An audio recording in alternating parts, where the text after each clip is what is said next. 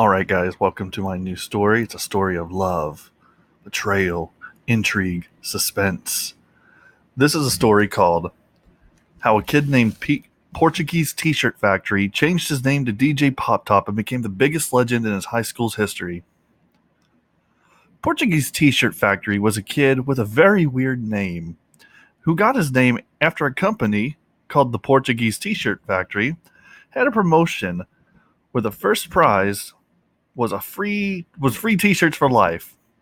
His parents wanted free t-shirts for life and were willing to go ahead and enter into the viral marketing campaign. However, they came in second place. The winner was a guy who tattooed Portuguese T-Shirt Factory on his face and tried to assassinate the president. But because they were in second place, they got a $100 gift certificate to go to any Portuguese T-Shirt Factory outlet stores, although the nearest one was 600 miles away. So his parents put the $100 gift certificate into a high-yield bond in order to accumulate interest so he could someday go to college. However, unknown to Portuguese T-Shirt Factory or his parents, this would be useless because Bernie Sanders would win the election and make schools free for everyone forever. Also, there would only be a 3-hour work week, a $200 minimum wage, and state-enforced immortality. No one would ever die again. Anyway, Portuguese T-Shirt Factory had trouble at school with bullying because he had such a weird name and was also really bad at his classes and a complete loser. He also smelled sort of bad. He was that pasty kid who never seemed to know what hygiene was. That was Portuguese T-Shirt Factory. He had to take, instead of being allowed to take honors lesbian dance theory, he had to take just normal lesbian dance theory. His professor wasn't even a full lesbian, but was instead a demisexual, aesthetic normative, bigendered Tupac sexual. Because of school cutbacks, they couldn't afford a real lesbian. In this class, they learned how lesbian dance could help combat the patriarchy. Portuguese T-Shirt Factory remembered seeing the patriarchy once. He was shopping at the bubblegum flea market for a discount mint and cherub wings flavor he enjoyed so much, when suddenly the patriarchy burst into the store, armed with sleek leather jackets emblazoned with racist, misogynist, and worst of all, anti-Semitic imagery. He was surrounded by a band of goons who were busy posting hateful messages to Tumblr users and helping Republicans win elections. They ran inside and tipped over the carts selling free love Canadian maple syrup flavored bubblegum and began misgendering the people who ran the sriracha-flavored IPA bubblegum stall. They swarmed the store and took over every stall, instituting evil capitalism where beautiful, freeing socialism once flourished. They installed cash registers and created currency. Then just for fun, they enslaved minorities and began creating rules to keep women down. Portuguese T-Shirt Factory, being a white male, was given free cash and bubblegum for life by the evil white men. They told him he was always welcome in this store, but because Portuguese T-Shirt Factory had scruples and morality, he roundly rejected the patriarchy and refused to ever go there ever again. Portuguese T-Shirt Factory wished he had known lesbian dance therapy on that dark day and vowed someday to return to that store and use his knowledge to vanquish the patriarchy. In the meantime, he found himself having difficulty performing well in school. By refusing to do any work and cheating off the smart kid on the tests, yeah, he was good at the communism class, but he was still too brainwashed by centuries of successful Western culture to flourish in his Destroying America 101 class.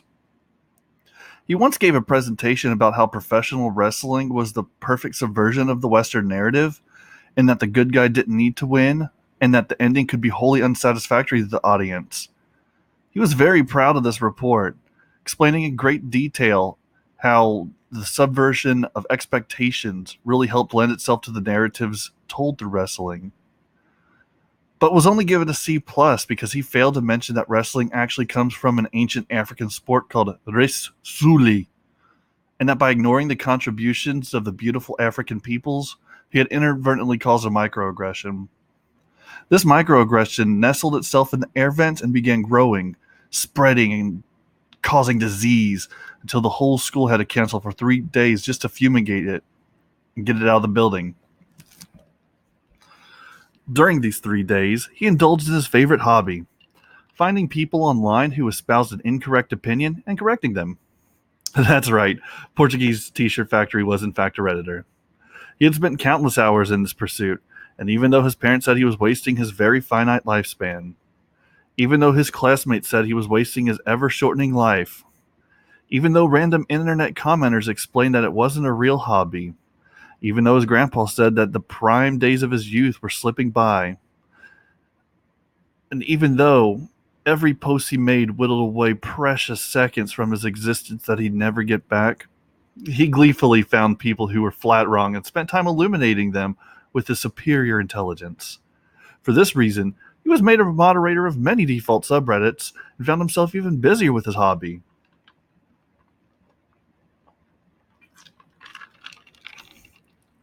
While his peers used these 3 days spending time with friends, or indulging in story-driven video games with spectacular plot and acting, or bettering themselves as people, Portuguese T-shirt Factory, whose Reddit handle was Port You These Nuts, because everybody loves a clever and witty Reddit username, had downvoted no less than 12,000 comments made by nearly as many people. If anyone continued having wrong thoughts on his watch, he simply banned them. When he returned to school after this absence, everyone had various stories about what they had done or accomplished in their time off. But Portuguese T-shirt Factory, he had the satisfaction of knowing he was right. I think I'm going to start calling Portuguese T-shirt Factory Pancha, simply because it's easier. And that's the name of the character from The Emperor's New Groove, which is a really funny movie. Kind of underrated, but the internet's kind of picked it up lately. Pancha's a good enough character, although he's no way resembles the small, thin, already balding in high school, pasty, smelly Portuguese T-shirt Factory. But the name's solid enough, so I think I'll use it. Anyway, Pancha had a problem. He wasn't popular. Oh, sure, people loved him online because they had no choice, and also he was always right. But for some reason, that popularity didn't carry over into the real world. He glumly thought about this problem while Professor Atkins, no relation to the creator of the Atkins diet, entered the room and began teaching students about Edison. Edison once said, "I haven't failed. I simply found 10,000 ways not to invent a light bulb." Which, if you guys think about it, you never hear the same kind of gleeful optimism from the guy who invented the parachute. Food for thought. Anyway, Edison, like most people in history, wore ridiculous clothing, had stupid mannerisms, and used archaic language. So they spent the next hour ridiculing old dyes of diabetes and his idiocy. If he was so smart, why didn't he just invent insulin shots? Checkmate, Wizard of Waverly Park. Anyway, while his classmates hurled various insults at the dumb dead guy, Pancha used his keen intellect to study their mannerisms. "They're not so much better than me," he said, studying Judy Parkins. Parkins, who had had a close scare with eyebrow cancer 2 years back, was missing a portion of her left eyebrow and all of her right. But nevertheless, she was quite popular, and was busy letting fly a volley of profanities and witticisms that would have made Shakespeare's naval brother, Fantine, blush in wonderment. "Arrogant, bulb-headed, scraggly-haired merchant of the ego whose grand achievements were outdated before they could even be utilized. You lost the current wars to a man who fell in love with a pigeon." It was true. Edison had lost the current wars, and true that the man he lost it to, Nikolai Tesla, he was a foreigner, had fallen in love with a pigeon. Tesla was a cool character in history, and thanks to his position within the hip young millennial generation's contrarian, cool nature, Pancha knew that the adoration of a man who had largely accomplished very little in his life was something he deserved to feel superior for. Tesla was cool. There was no denying that. And he was so cool, in fact, that the modern-day Tony Stark, Elon Musk, peace be upon him, had named his car factory after the man. Tesla vehicles, they were called, and someday they'd drive all up and down every road in America. It was Pancha's turn to insult Edison. and he tried to remember his cursing lessons. When he was born with a severe disability, was unable to curse at the average level, and so his mom had to hire a tutor as he grew and developed just to get his cussing up to the average level as other people. Hat-headed, slack-jawed, carpet-begging. The words were forced, and many of them barely fit. The teacher frowned in disapproval, but allowed him to continue. Leather-necked, red-necked, hoodwinked. He looked around the classroom as he let fly his volley of insults, but very few of the students were paying attention. Those who did were frowning or shaking their heads. Those who weren't were cheering on Joseph Joestar, no relation to the anime character of the same name, as he etched cool punk symbols into his desk. Pancha often wanted to draw things on his desk as well, although he did lack the courage to do so. He did, however, use a Sharpie one time and scrawl the anarchy symbol on the inside of his locker. What are you doing? Susie Clemens, no relation to Samuel Clemens, aka Mark Twain, asked. Pancha explained that it was the anarchist symbol.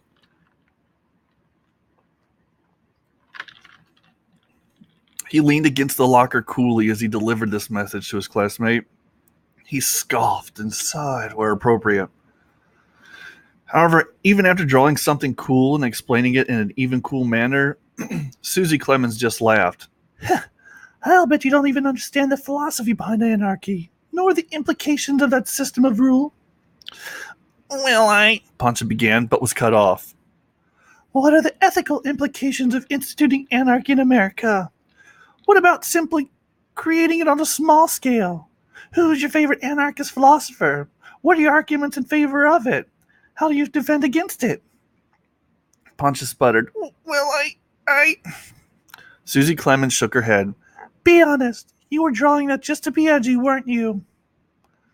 Pancha nodded, and so Susie threw her books on the ground, lifted Pancha as if he were little more than a clothes basket. Not that women are confined to the laundry room anymore, you bigots. It's 2018. Women have equal rights. Anyway, she lifted him up like a clothes basket and shoved him in his locker. He spent the next 5 hours languishing inside the confined space. He wanted to yell out, but he knew that if someone released him, they'd see the symbol and he'd have to explain the philosophical implication of anarchy. He just wasn't ready for that.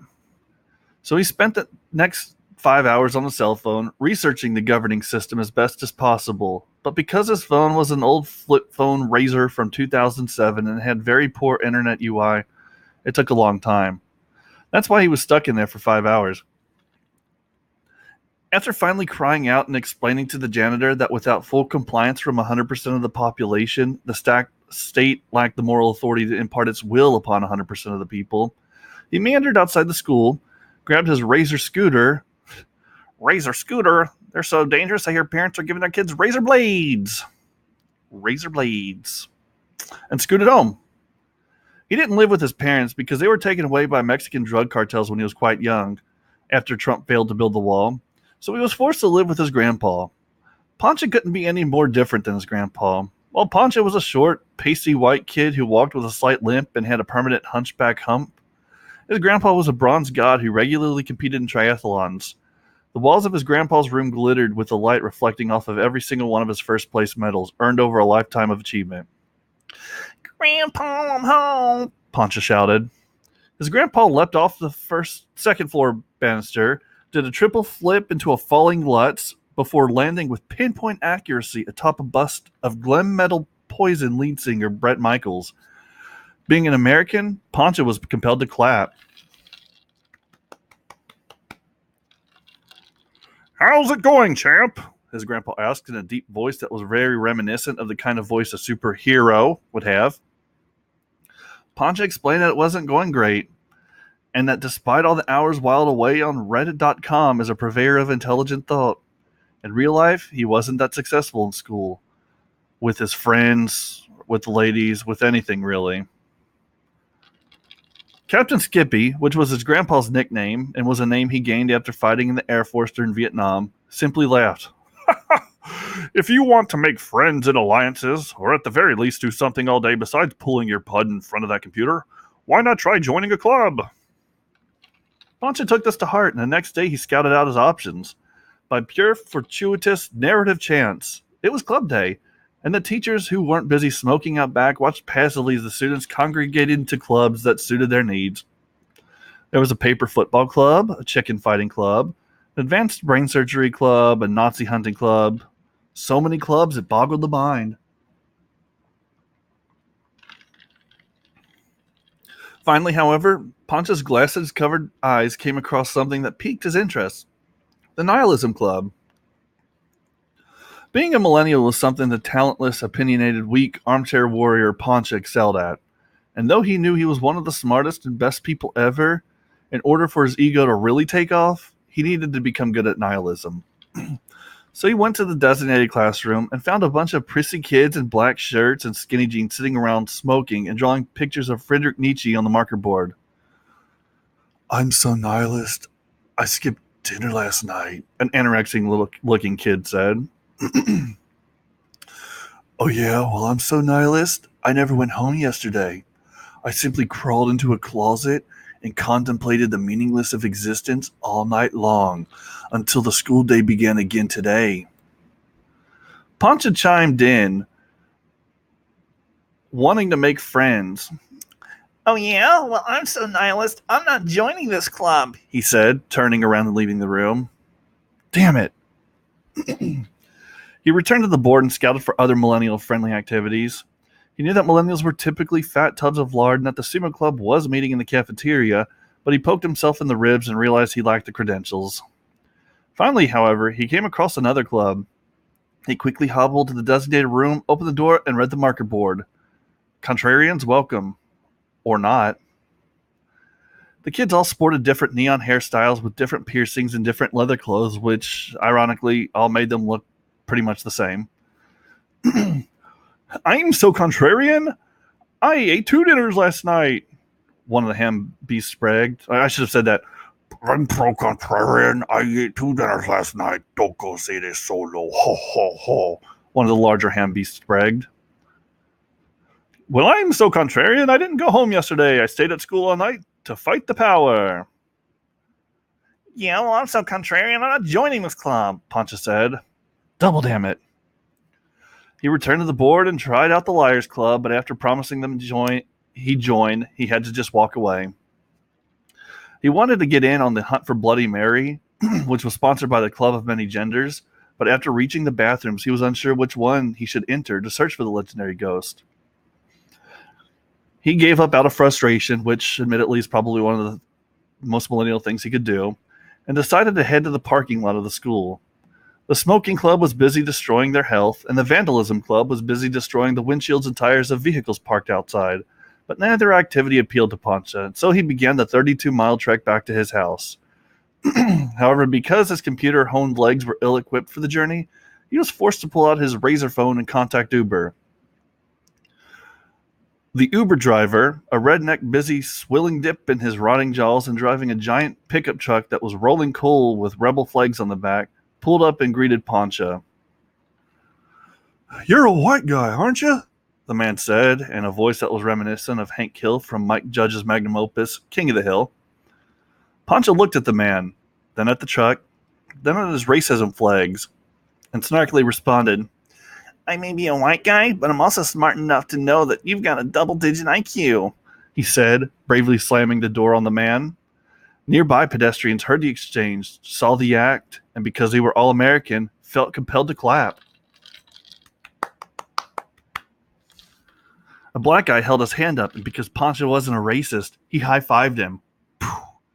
While a little old lady reached into her wallet and gave him a $100 bill. Even Albert Einstein decided it was best to come back from the dead and congratulate Pancha on his superior intelligence.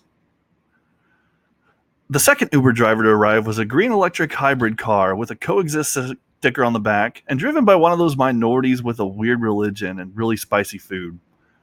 Pancha entered the car and thanked the man, and then went on to compliment him and his culture as he ferried Pancha back home.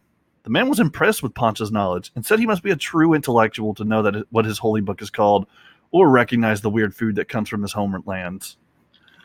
Pancha arrived home and found his grandpa, Captain Skippy, French kissing a pair of Siberian supermodels as they balanced on his bulging biceps.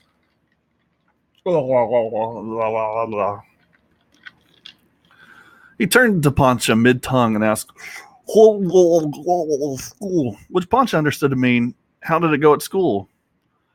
Pancha stared at the floor and shuffled his feet. Bad, he said. I made no friends and couldn't join any of the clubs. Have you tried not being a lily-livered faggot? His grandpa asked. Pancha was momentarily taken aback by the slur. Then remember his grandpa came from ignorant times, when men went to work, supported their families, and contributed to society. Their form of fighting Nazis, physically and in the trenches of World War II, were far inferior to the millennial version, which was doxing them and insulting them online. Pancha knew that his generation were the truly enlightened and virtuous. I'm going to my room, Pancha announced as his big-pecked grandpa once again began Frenching the massive jugged models on his arms. Since Pancha was feeling so down and out, he decided to go to his favorite website, reddit.com, and scan the site for any vile acts of conservatism. None today. It seems that the paid shills only show up on the weekends when most people aren't working. Of course, the Russians must have paid people to manipulate the site during peak hours when their voices are most drowned out. Clever and sneaky, Putin. No one would have ever seen it coming. Clever and sneaky. Pancha was too brave and intelligent to fall for their ploy, however, and began fantasizing about the day he'd bring down the Russian Empire himself. It would start with him taking some piece of information released in the news cycle, connecting the President of the United States with Russia, and from there he'd create a bullet point post explaining the various ways Russia and the President were colluding.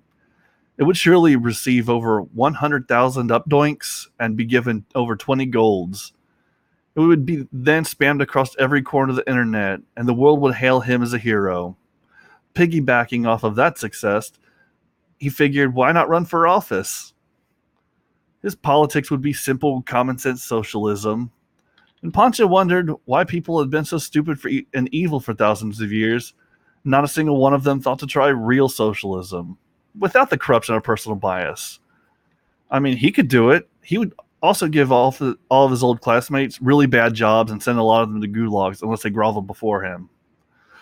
He would be a hero.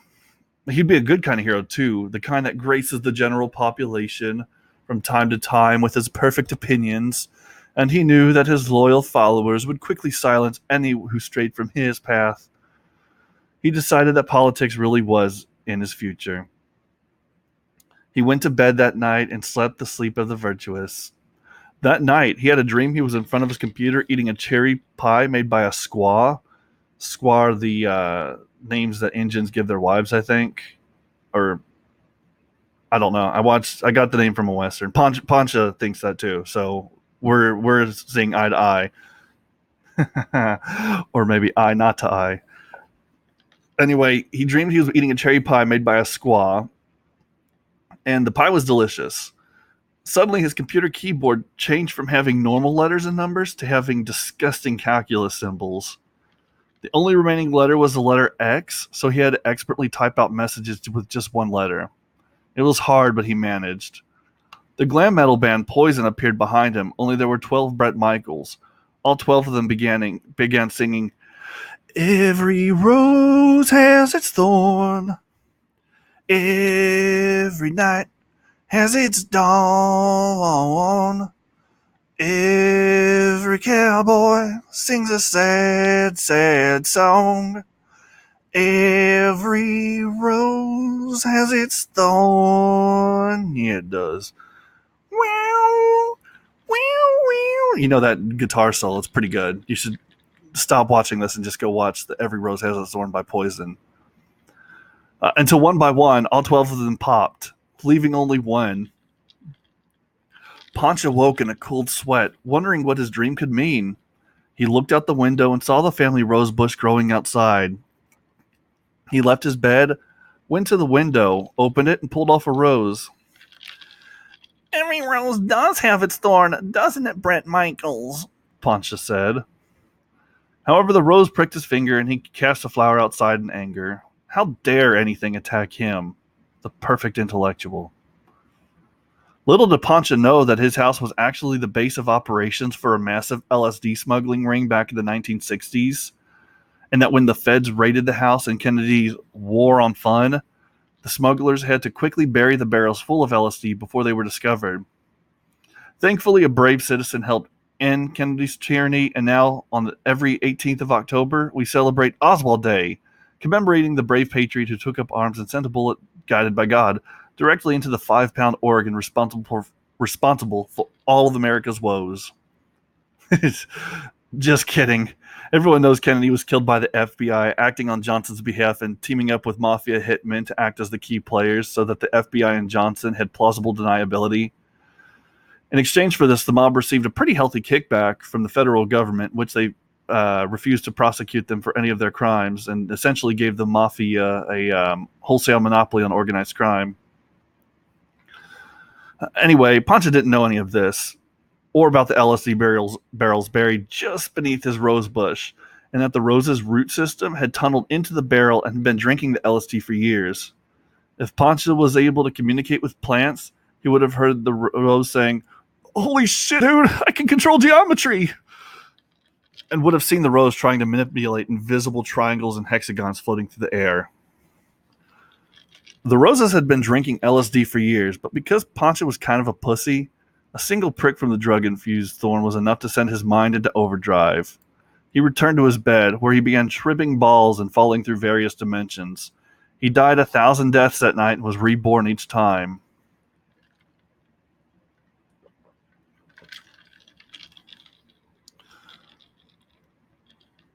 When he woke up the next morning, Pancha was a changed boy. He was no longer the pasty nerd with a limp and a hunchback he once was, but now sported a leather jacket, a pair of jeans with rips in the knees at the appropriate area, and a slick back, cool, greased black hair. He was now a Fonzie. Pancha rose from his bed, but did so coolly. His sheets fell to the bed in such a way they folded themselves perfectly, and he didn't need to get a shower since his new natural body musk smelled like freshly cut grass mixed with premium motor oil. As he walked past his old trappings and belongings, an aura of coolness wafted out from him and changed the very fabric of reality. His anime waifu pillow, known as a dakimakura, turned into a real woman sleeping on his bed, whom he had sexed. His anime posters all turned into pictures of real 3D women, all of whom he had sexed, and his anime action figures turned into miniature women, all of whom he would sex later. There was no time for that now, though. He quickly ran to the kitchen and ate breakfast, because making sensible nutrition decisions is the coolest thing anyone can do. After scoffing down Discount Joe's Chinese-made nutrient flakes, he ran out the door and caught the bus as it was leaving the house. Everyone cheered and clapped as he jumped on the back of the vehicle and nonchalantly hung off the door handle. He reached into his jacket pocket, pulled out a cigarette. He wasn't 18, but it didn't matter. He was so cool, his lungs were capable of inhaling nicotine at an 18-year-old level. His classmates cheered him on further. His awkward limping gait had been replaced by an incredibly cool shuffle, whereby he would shuffle forward to the beat of his snapping fingers, and as he approached the front door of the school, he realized that other students had joined him in this movement, forming a super hip triangular formation behind him, with him leading the group. However, before he could enter the door of the school, a gang of goths stopped him. "Halt," one of the pimply-faced, white-caked makeup freak said. "You're in our turf." Without saying a word, Pancha reached behind him and slammed his fist into a deactivated jukebox. The coolest, most non-ironic tune on the machine began playing. "It's raining men! Hallelujah, it's raining men! I'm gonna go out and I'm gonna get absolutely soaking wet." He pointed toward the goths in an epic stance, and his followers immediately launched forward, ready to attack. But the plan didn't work. The goths used their horrible goth magic to massacre every single child who came near them. Bodies began piling up on either side of Pancha, and blood began spilling out in gallons and spewing up into the air like disgusting mountains, which only made the goths and their horrible goth magic even more powerful. "Is that all you've got?" one of the goths asked. By now, the hideous goth had mutated into a creature that was, somehow, even more disgusting. It had razor-sharp fangs dripping with acidic spit, and its long, gangly arms drug the ground uselessly to either side of it. Its eyes were sunken and hollow, and looked as if it could, at any moment, pull out a notebook and pen and begin composing its god-awful poetry. Pancha took one look at the creature, took a step forward, and absolutely destroyed it with a single punch. Visceral bits of gore showered around the zone, covering the corpses of his fallen comrades, but missing him completely because his aura of coolness protected him from it. He didn't care. Caring was for losers, and he was far too cool for that. In fact, he was too cool for school. What was he even doing here? He turned and walked to the parking lot, where he hot-wired a cool Harley-Davidson motorcycle and rode it down the highway. Motorcycles are cool, and so is stealing, and so is playing hooky, and he was doing all three. He was so cool, in fact, that the universe couldn't handle it any longer, and it began folding in upon him. He had created a singularity of just pure suave style. The last thing he remembered doing was coming to an epic tire-skidding halt before blacking out. When he woke up, he was surrounded by a group of shadowy figures. "We are the auditors of reality," one of them said. "You have been found guilty of being too cool within a universe of finite coolness." Pancha took the toothpick out of his mouth and flicked it forward.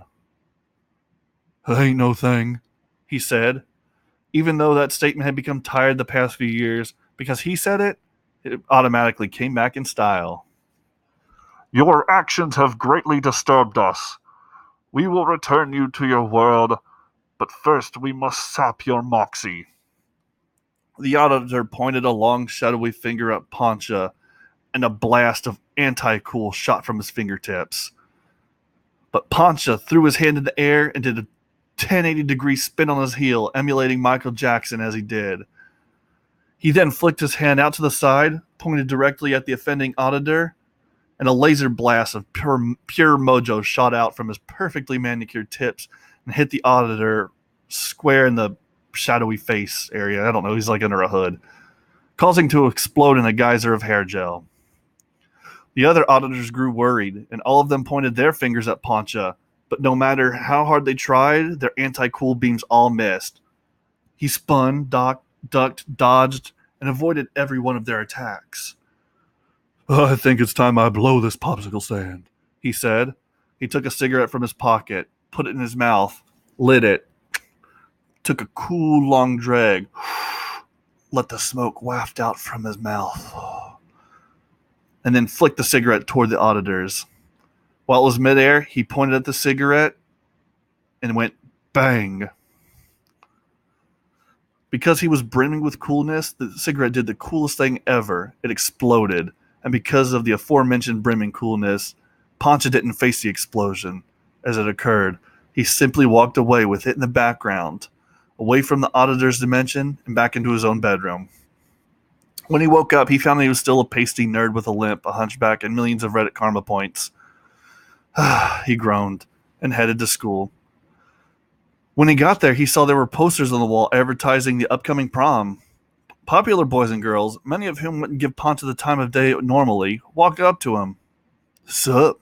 they'd say, and being so enraptured with the fact cool people were talking to them, Pancha would merely reply, "Oh, dang.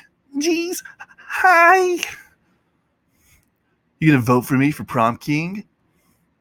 Pancha pushed his glasses further up his nose, trying to get them to catch the light as they often did in his Japanese cartoons. Those characters always made wearing glasses seem so cool, and he wanted to emulate them as close as possible to impress the cool kids. After all, if they started accepting him, they'd soon stop shoving him in lockers or giving him swirlies, and maybe they'd even invite him to their birthday parties. He was quite the partier, and other than that one time he got food poisoning from an undercooked cake, he'd always been rather good with them.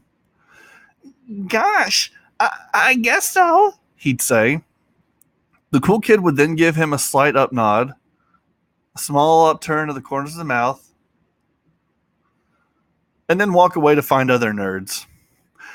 "I'm going to be so cool and popular," Pancha said to himself, giggling. He realized prom was the perfect time to make a name for himself, and though he would never be crowned prom king, he could show the school his sweet dance moves. But then the gears began turning in his head. Hadn't he been cool last night? At least in his dream? If he was cool while unconscious, then what was stopping him from accomplishing the same while lucid? Actually, he started, stopping the popular kid in his tracks. The popular kid, whose name was Barry White, was no relation to the famous musician who made the song Johnny Be Good and was mentioned in Back to the Future and Back to the Future Part 2, turned around slowly and stared at the trembling Pancha. I was thinking I would try to be the prom king. The popular kid laughed, then slapped Pancha on the back in a show of faux camaraderie. This was a move popular kids often did to subconsciously assert their dominance over the less popular, and though everyone knows exactly what's happening when they do it, the popular kid can always feign ignorance. Sure, kid, he said, further establishing his dominance. You just need to find a date first. That was going to be a problem. Even though Pancha knew he was the most intelligent kid in the school and had the most potential, he actually had very bad luck with the opposite sex. Even though he would someday be a multi-millionaire genius with political office, leading the country, none of the other shallow women, many of whom he only seemed to date jerks, knew this about him. He'd spent quite a lot of time bemoaning this fact to people online, and because he was given a small sliver of moderation power on Reddit.com, many of the users believed him, and comforted him, and supported him. Indeed, many of the commenters also claimed to have similar experiences with women, and though Pancha knew that he had a lot more to offer than his groveling underlings did, he still managed to sympathize with the poor, pathetic souls who came crying to him. Pancha wasn't ready to settle for any girl, however, and knew only the hottest girl in the school was worthy of his time and effort. So he sauntered up to the beautiful Lucille Ball, no relation to the actress of the same name who played Lucy in the hit sitcom I Love Lucy, and put on his best moves. Loose. He sputtered before pissing his pants. The hot, steamy urine dripped down his leg and pulled around his cheap Walmart sneakers. He may have been able to run to the bathroom without this embarrassment being detected, but he'd eaten asparagus flakes for breakfast that morning, and so everyone smelled it, turned, faced him, looked at the pool of piss at his legs, and laughed. Look, everyone! Portuguese t-shirt factory peed his pants! Jack Daniels, no relation to the whiskey of the same name, shouted. Jack Daniels was regarded as being a class clown, and had he been in a private company, he might have said the word pissed instead of peed, but Jack Daniels knew teachers were in the hallway, and though he was the class clown, he knew not to push the teachers too far.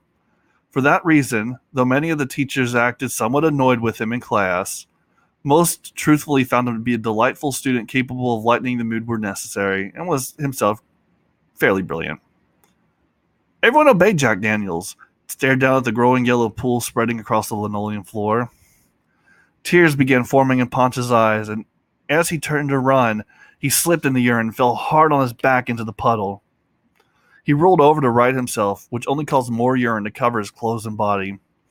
Because this was so disgusting, he began vomiting all into the puddle of pee, covering his hands with the splashes of urine and vomit.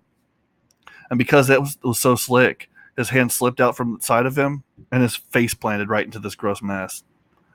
He would have stood back up, but unfortunately, at this very moment, the marching band was practicing drill in the hallway, and they unflinchingly marched forward through the puddle of puke pee and over the top of Pancha, every single one of them stepping on his head and pushing his face back into his own shame. When the band finally cleared away, large amounts of the vomit and pee had caked his body. He managed to finally stand up and run to the bathroom, but unfortunately when he got there, he found the sinks weren't large enough to accommodate him and his massive mess. So with a sniffle, he set himself down inside the urinal trough and activated the flusher. When Pancha was finished, he got out of the urinal trough and used those really rough, scratchy brown paper towels that all schools tend to have to dry himself off. His tears were mostly gone, and he began trying to mend his fractured emotions. Maybe it's not that bad, he told himself. Maybe Lucille Bell didn't notice. But as time passed, he began to think she had noticed. When he approached her after the next class, she took one look at him and said, Ew, gross. You're the guy who peed himself, then slipped in his pee, then vomited, then slipped in his pee and vomit, and then had the entire marching band stomp on your face and push you further into your pee and vomit. He hoped that she wasn't referring to that morning, but was instead referring to a similar incident that had occurred to him at a halftime show last year. But then one of her friends came up and said, Ew, gross. He still smells like urine. and that was what made Pancha begin to suspect that she had seen the events of that morning. He glumly went to his necronomics class and barely listened as the teacher explained how one could pierce the veil of death and summon long-lost people at a great cost to one's own personal soul. And because the class had suffered from budget cutbacks, they also dealt with economics, and so they were trying to summon Karl Marx. The teacher, a gaunt man of an indeterminate age who wore long black robes and had a necklace of baby skulls around his neck, walked between the aisles of the room. Pancha looked up at him, and even though he realized the man wasn't cool in the traditional sense, he did have a certain style about him that set him apart from others. Perhaps I need to change his style, Pancha thought to himself. Remember, class, using this unholy and profane art, one can reach beyond this world and forcibly enslave the dead to help you understand how supply and demand charts work. The class did their best to summon Karl Marx, but unfortunately his soul had long ago been split into countless pieces and divided amongst the world's workers. After the lesson had ended, Pancha asked his teacher how to be cool and get the ladies. In order to attract the opposite sex, one merely needs to rend his own essence up to the great deceiver, so that he may possess your body and act in your stead. Okay, how do I do that? Pancha asked. The teacher looked at the clock. Sorry, kid, but my free period just started. You're on your own. Disappointed, Pancha finished the day in much the same way he always had, a total loser jabroni. On his way home, the bus broke down and the bus driver insisted that it wasn't because he sold the engine for smack, but because of cutbacks. Great news, kids! Time for PE Part 2, Electric Boogaloo, the bus driver said. He then funneled the kids out of the bus and then had them walk the miles back to their home. Thankfully, Pancha was within a mile of his house, but poor Bart Simpson, no relation to the character of the same name from Matt Groening's magnum opus, The Simpsons, was over 30 miles from his house. It would be a long night for poor old Bart. Pancha made it back to his house and greeted his grandfather, who was busy doing one-fingered push-ups while the entire cast of Circus Soleil sat on his back. Shit. This fucking story. When he got to his room, he found world-famous graffiti artist Banksy busy turning one of his walls into a masterpiece. No one knew much about this famous artist because of the great lengths he went to in order to keep his identity hidden. But Pancha did know two things about the urban maverick. First, white people love Banksy's work and would pay top dollar for it.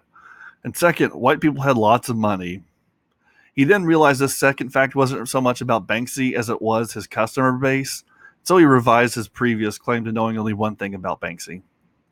The artist was well disguised, wearing an El Rey Mysterio Jr. mask and using reflective mirrors to shine spotlights into Pancha's eyes. He did his best to avoid these blinding flares as he watched the master craftsman use stencils and paint to make a thought-provoking statement about modern life.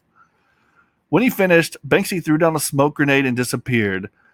After the smoke had cleared, Pancha discovered his PlayStation and piggy bank had been stolen, but in their place was a wonderful work of art. It depicted the poop emoji, and simple box letters below read, "People will spend hundreds of thousands of dollars on this." Indeed, that night, Pancha used a connection he had online to line up a buyer, and the very next day, he found himself one wall poorer, but $350,000 richer. Unfortunately, the wall was load-bearing, and because of that, the ceiling came crashing down upon himself, his grandpa, and the entire cast of Circus Soleil, killing many of the circus folk. Pancha began to feel somewhat guilty, then remembered he was rich, and guilt was something for poor people to feel. He went to the store and bought the newest pair of Armani jeans, each one costing $6,000. They were so pricey because they were spun from unicorn hair, dipped in liquid diamond, and sealed with the blood of Queen Elizabeth II. The Queen Mum was finally useful for something after all. When he went to school that day, he showed off his spectacular new jeans and smiled at everyone who took note of them. At last, people would finally respect him. He sauntered up to Lucille Ball and leaned casually against a locker. However, because he had misjudged the distance, his hand wound up slipping off the locker and his face crashed painfully into its handle. Boom! Lucille took a single look at Pancha and his spectacular jeans, scoffed, then walked away. Oh, wait, these cost A fortune? Another popular kid asked. Pfft, what a waste. It's like wrapping gold foil around a turd. Pancha assumed that the popular kid wasn't referring to the picture of a turd painted on his wall that he had sold in order to buy the jeans, but rather an actual honest-to-goodness turd. Yeah, man, those jeans were cool before he started wearing them. Another kid chimed in. I never want another pair as long as I live. That week, the Armani company, Pancha was such a loser that the Armani company wound up going out of business, and Pancha had made the jeans so uncool that the unicorn was purposely driven to extinction.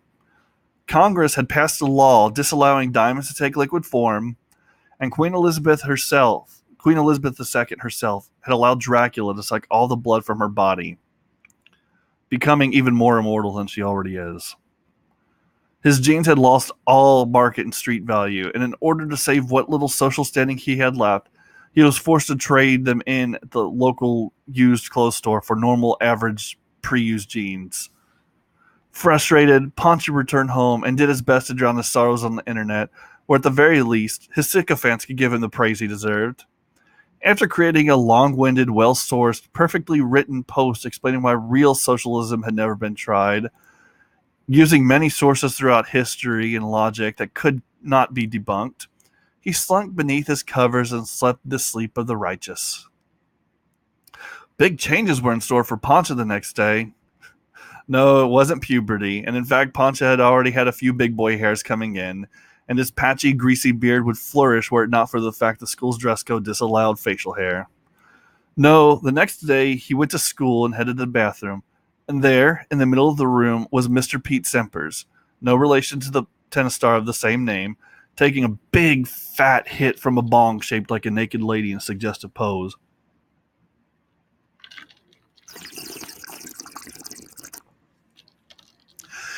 Mr. Pete Sempers, that's a drug! Pancha cried in a high-pitched, nasally voice. Oh, shit! You little bastards are here already?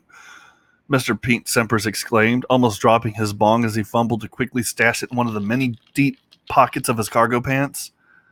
Pancha felt his heart beating heavily in his chest at having seen drugs, but he knew that in situations like this, it was best to keep his cool. He winked at the teacher and gave the okay sign. Don't worry, Mr. Pete Sempers, I'm cool with people using drugs. Your secret is safe with me. He gave another wink to solidify the deal and moved the OK symbol back and forth to show that he was serious. Mr. Pete Semper simply rolled his eyes. Look, kid, if you don't tell anyone what you saw, I'll help you out. How? Pancha titillated. Well, how's about we change your name from Portuguese T-shirt Factory to DJ Pop Top and work together to make you the biggest legend in the high school's history? And that's exactly what they did. Thus concludes the story of how a kid named Portuguese T-shirt Factory changed his name to DJ Pop Top and became the biggest legend in his high school's history. Thanks for watching. Bye-bye.